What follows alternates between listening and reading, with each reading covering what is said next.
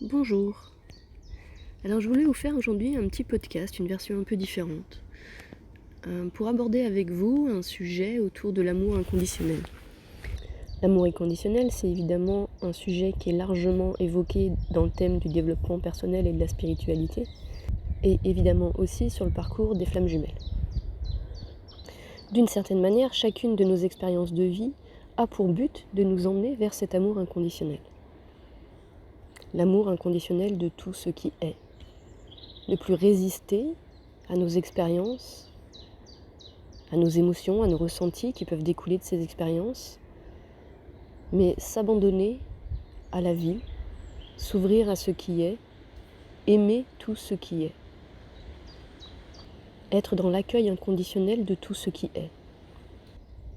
Et donc, dans cette dynamique, la vie met sur notre chemin des expériences de vie, des rencontres, qui vont nous permettre de développer cet amour inconditionnel, qui vont nous permettre de mettre en lumière nos peurs, nos appréhensions, nos résistances, nos blessures passées, pour pouvoir les dépasser, pour pouvoir nous en libérer et accéder derrière à un sentiment de paix profonde et de libération intérieure.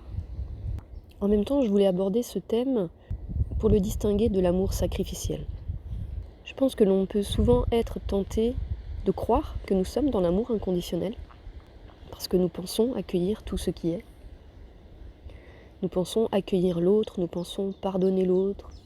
Et en même temps, si on se pose réellement avec tout ça, on peut observer parfois que malgré cette sensation d'être dans un amour inconditionnel, et bien derrière, il y a quand même un peu de ressentiment, ou en tout cas, la conscience de ne pas être dans l'amour inconditionnel de nous-mêmes.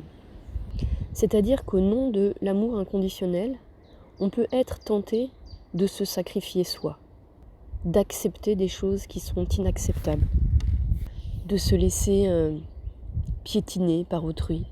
Au nom de l'amour inconditionnel, on laisse parfois l'autre nous manquer de respect. Parce qu'on n'ose pas. On n'ose pas poser nos limites, on n'ose pas lui dire notre point de vue, par peur d'être rejeté, par peur de lui faire mal, par peur de le perdre. Et ce faisant, c'est à nous-mêmes que nous manquons de respect. Nous faisons fi de nos besoins pour satisfaire l'autre, pour être aimé de l'autre. Alors on croit être dans un amour inconditionnel alors qu'en réalité nous sommes dans un amour sacrificiel.